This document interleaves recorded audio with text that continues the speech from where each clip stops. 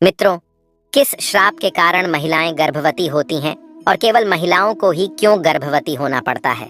और ऐसे कौन से कार्य हैं जो एक पतिव्रता स्त्री को अपने जीवन में नहीं करने चाहिए? मित्रों, एक बार की बात है जब भगवान श्री कृष्ण गौलोक में विश्राम कर रहे थे, तभी वहां देवी राधा कृष्ण जी से मिलने जाती हैं और श्री कृष्ण जी से कहती हैं, प्रभु, आज जब मैं आपसे मिलने आ रही थी तो मैंने दो स्त्रियों को देखा, जिसमें से एक स्त्री गर्भवती थी और अपने पति के साथ सुखी जीवन व्यतीत कर रही थी। वहीं दूसरी स्त्री निसंतान होकर अपने पति के साथ दुखी जीवन जी रही थी। और इसे देखकर मेरे मन में दो प्रश्न उठ रहे हैं और मैं चाहती हूँ कि आप मेरे दोनों प्रश्नों का उत्तर दें।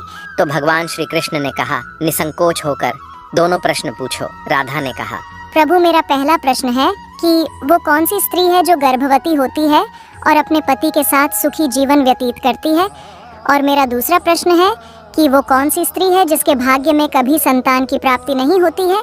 तब भगवान श्री कृष्ण कहते हैं, मैं तुम्हें एक कथा के माध्यम से बताता हूँ कि वो कौन सी स्त्री है जो गर्भवती होती है और उसके भाग्य में संतान की प्राप्ति होती है, और दूसरी वो कौन सी स्त्री है जिसके भाग्य में कभी भी संतान की प्राप्ति नहीं होती है।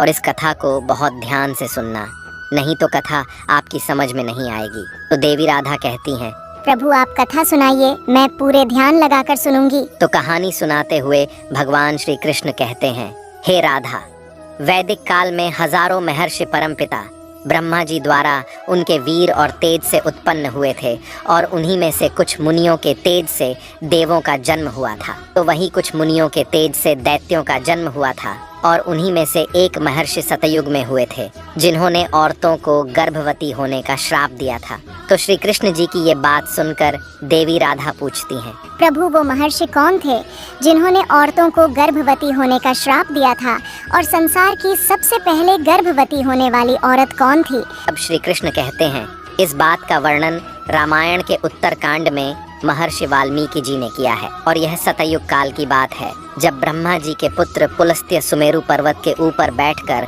घोर तपस्या कर रहे थे, और तभी वहां से कुछ कन्याएं जा रही थीं, और वे पुलस्त्य को कठोर तपस्या करते देखकर विचलित होने लगी और उनके पास जाकर उनकी तपस्या में बाधा डालने लगी। तभी तपस्या कर रहे पुलस्त्य जी ने क्रोध में आकर उन सभी कन्याओं को श्राप दे दिया कि अब जो भी कन्या उनके सामने आएगी वो कन्या गर्भवती हो जाएगी। और वहां मौजूद सभी कन्याएं पुलस्त्य जी की ये बात सुनकर डरकर वहां से चली गईं। लेकिन एक कन्या को उनके इस श्राप के बारे में नहीं पता था, और एक दिन वो अपनी सहेलियों को ढूंढते हुए पुलस्त्य जी के सामने आ गई। और पुलस्त्य जी उस समय वेदों का पाठ कर रहे थे, और जैसे ही पुलस्त्य जी ने उस कन्या को देखा, वैसे ही उस कन्या पर श्राप का असर होने लगा। तुरंत उस कन्या का शरीर पीला पड़ गया और वो गर्भवती हो गई। अपने शरीर में इस परिवर्तन को देखकर कन्या घबराकर अपने पिता के पास जा पहुंची, और अपनी कन्या की ऐसी हालत देखकर उसके पिता बहुत दुखी हुए, और वो अपनी कन्या को लेकर पुलस्त्य जी के पास गए और कहा, हे मुनीश्वर, मेरी पुत्री अनजाने में आपके सामने आ गई थी, किंतु आपके श्राप के कारण आज वह संसार की पहली स्त्री है जो गर्भवती हुई है, और इसीलिए मैं आपसे निवेदन करता हूँ कि आप मेरी बेटी को स्वीकार कर लें, तो ये हमेशा आपकी ही सेवा करेगी।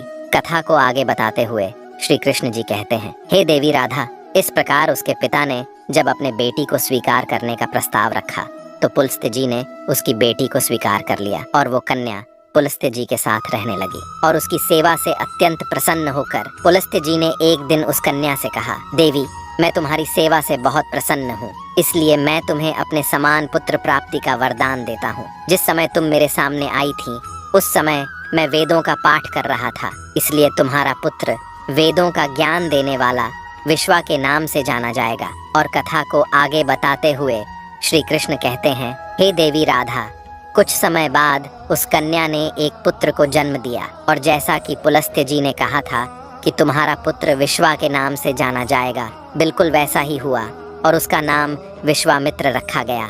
और विश्वामित्र के तपस्वी रूप को देखकर भारद्वाज बहुत प्रसन्न हुए, और उन्होंने अपनी बड़ी कन्या का विवाह उनसे कर दिया।